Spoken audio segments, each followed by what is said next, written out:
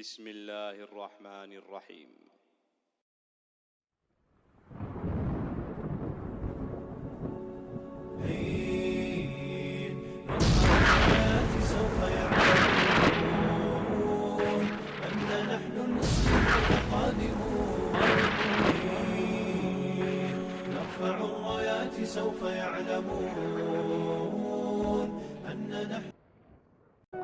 Ya, Bapak Ibu yang dirahmati Allah Subhanahu wa taala, maka orang-orang Yahudi itu adalah orang yang begitu yakin terhadap nubuat. Saking yakinnya sesuatu yang belum tentu mereka jalani, tapi dengan tekun mereka mereka lakukan. Apa diantaranya? Bagaimana mereka mempersiapkan perang akhir zaman antara umat Islam dengan Yahudi dengan cara mereka menanam pohon gorkot yang pada tahun 2015 Agustus kemarin lebih dari 2,3 juta batang sudah ditanam. Coba Bapak Ibu sekalian kita bayangkan ya, nek kita kira-kira kayak gitu bosen gak Pak? Perangnya entah kapan, tapi mereka membaca hadisnya bahwa di akhir zaman nanti orang Islam akan berperang melawan Yahudi, di mana orang Yahudi akan lari bersembunyi, tapi semua benda, batu, pohon berbicara, ya muslim hadal yahud faktuluh illa syajarata ghorqat, kecuali pohon ghorqat. Dan mereka dengan seriusnya hari ini merampas hektar demi hektar tanah yang ada di Palestina. Dari yang awalnya tahun 1924 mereka nggak punya apa-apa, tapi kemudian kita lihat pada tahun 2020 lebih dari 80% tanah sudah mereka caplok. Kebun-kebun zaitun milik orang Yahudi bulldozer semuanya diganti dengan pohon-pohon gorkot. Nah, ini menggambarkan keseriusan mereka. Nah, pertanyaannya seberapa napas kita bertahan panjang untuk kemudian merenungkan hadis-hadis atau tema-tema semacam ini, tapi tetap dengan cara-cara yang rasional. Ini penting sekali Pak, karena begini, kajian akhir zaman atau fitnah akhir zaman itu kontennya bisa dua. Satu, kajiannya akan menjadi fitnah, itu kan ya, di mana orang salah kaprah di dalam bersikap mengambil keputusan, atau kita betul-betul mengkaji hadis-hadis fitnah akhir zaman untuk kemudian kita antisipasi dengan melakukan hal-hal yang tetap rasional tetapi juga menyandarkan sepenuhnya kepada Allah Subhanahu wa taala. Ya. Jamaah yang dirahmati Allah, ini yang saya maksudkan bahwa kadang-kadang tema semacam ini berat untuk kita pikirkan. Kenapa? Karena barangkali dia tidak sedang bersentuhan dengan kehidupan kita sehari-hari.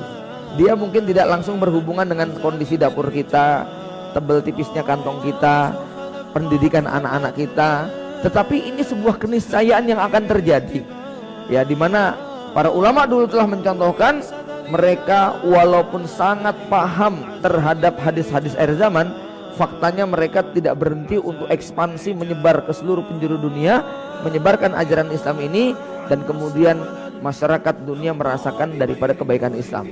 Pada saat yang sama ada di antara kita yang belajar akhir zaman justru bawaannya lemes, bawaannya nggak bergairah, bawaannya putus asa, pesimis bahwa hari-hari ke depan yang akan kita lalui adalah hari-hari yang isinya semua adalah masalah ya dan musibah.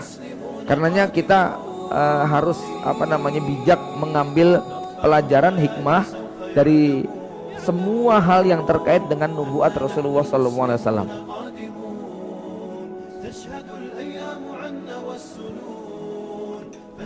Jamaah yang dirahmati Allah, sekian waktu yang silam ketika saya berdua dengan Ustadz Umar Mita di sini, pembahasan tentang kita berada akhir zaman semuanya bercerita tentang yang hampir sudah terjadi.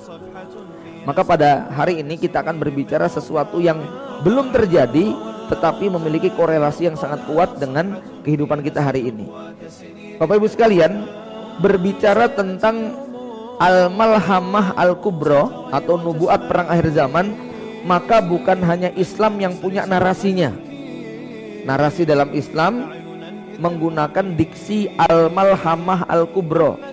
Malhamah itu berasal dari kata lahm, daging, yang maknanya saat itu daging manusia saling bersentuhan dalam arti berperang yang begitu dahsyatnya ya, sampai daging-daging mereka itu juga berceceran.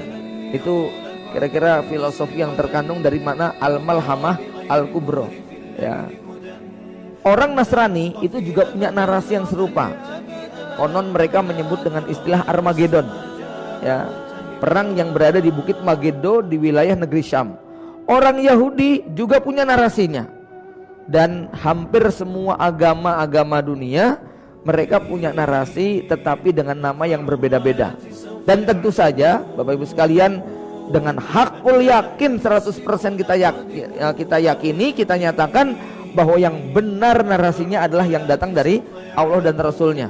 Sedangkan dari selain Allah dan Rasulnya itu semua hanya dugaan, rekaan, di mana mereka mengarang, mengambil kesimpulan, membuat narasi hanya dengan ilusi atau hanya dengan khayalan belaka. Sementara kita meyakininya karena memang hadis-hadis yang ada menunjukkan demikian.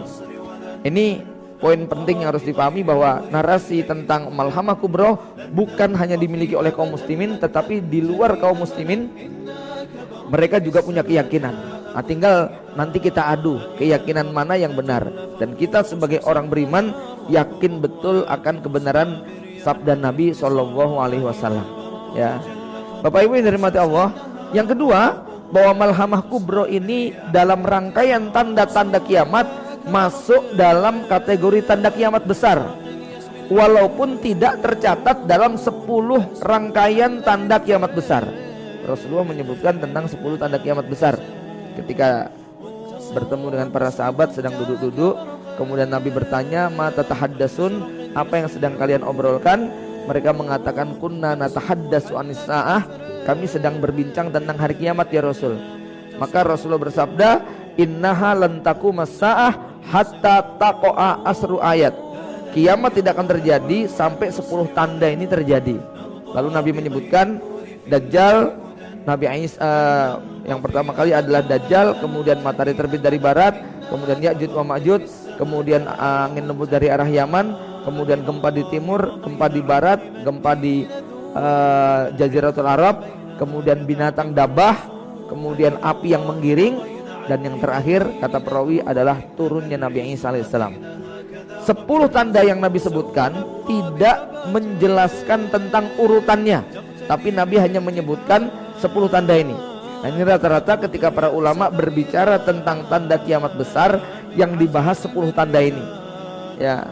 Namun di antara rangkaian 10 tanda ini, Imam Mahdi, Dajjal, Nabi Isa dan semuanya itu di tengah-tengahnya ada berbagai peristiwa yang tidak disebutkan di dalam rangkaian ini, namun disebutkan dalam riwayat lain. Sehingga itu yang kita katakan, walaupun dia tidak masuk dalam 10 tanda yang besar, namun sejatinya tanda-tanda ini masuk dalam rangkaian tanda kiamat besar. Makanya termasuk Imam Mahdi tidak masuk di dalam 10 tanda, ya. Sehingga para ulama berbeda pendapat, Imam Mahdi ini masuk tanda kiamat kecil atau tanda kiamat besar. Kalau dimasukkan dalam tanda kiamat kecil, faktanya rangkaian yang terjadi di zaman Imam Mahdi itu tanda-tanda kiamat besar. Imam Mahdi ketemu Dajjal, itu adalah tanda kiamat besar. Imam Mahdi ketemu Nabi Isa, itu tanda kiamat besar. Maka akhirnya ada yang kemudian membagi menjadi 3. Ada tanda kiamat kecil, ada tanda kiamat besar. Imam Mahdi adalah pintu gerbang dari tanda kiamat kecil menuju tanda kiamat besar. Artinya apa? Semua peristiwa yang terjadi sebelum munculnya Imam Mahdi, dia adalah tanda kiamat kecil. Dan semua peristiwa yang terjadi setelah Imam Mahdi nanti Allah munculkan, maka itu masuk dalam rangkaian tanda kiamat besar, walaupun tidak termuat di 10 tanda riwayat Imam Muslim tadi. Bisa dipahami ya? Ya. Bapak Ibu yang dirahmati Allah Subhanahu wa taala, maka ini poin pentingnya, Al-Malhamah Al-Kubro adalah salah satu rangkaian peristiwa penting, bahkan sangat besar dalam perjalanan hidupnya Imam Mahdi, yaitu ketika Imam Mahdi harus berhadap-hadapan dengan koalisi pasukan Romawi yang Nabi menyebutkan jumlah tentaranya sekitar 960.000, sebab Rasul bersabda di dalam hadis Muslim, mereka berkumpul dengan berapa? Samanuna royah, 80 bendera. Ma'akulli royatin isna asaro alfa junda. Di masing-masing bendera atau negara itu jumlah pesertanya ada 12.000 tentara.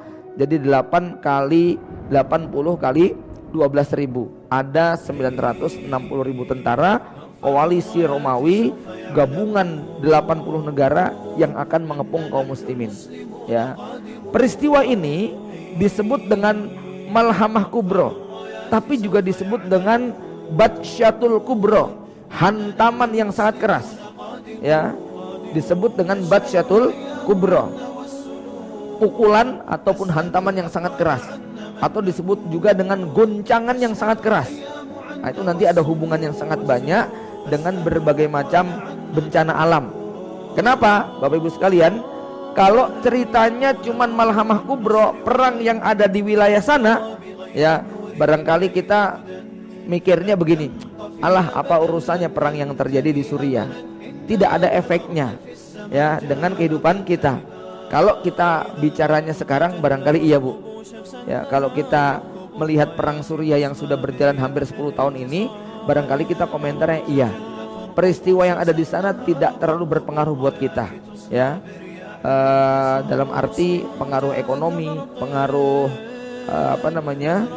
yang terkait dengan masalah finansial ya. Tapi besok perang yang terjadi di sana itu akan mempengaruhi seluruh kehidupan dunia. Kenapa? Karena boleh digambarkan dunia atau negara-negara kaum muslimin, termasuk juga negara-negara non muslim di seluruh belahan dunia, ibarat roda itu adalah ruji-rujinya ya. Sementara negeri Syam itu ibaratnya seperti poros tengahnya.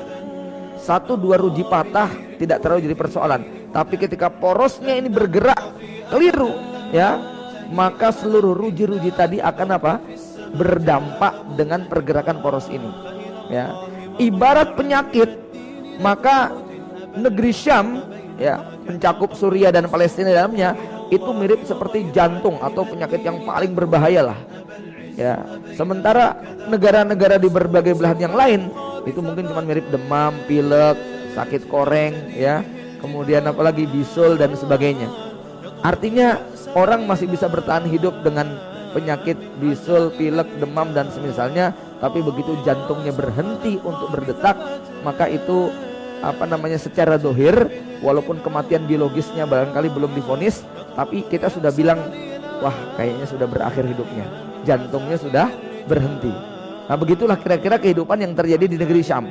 Nanti saya akan jelaskan apa dampak daripada Malhamatul Kubro pada kehidupan ekonomi, politik, sosial di negeri kita.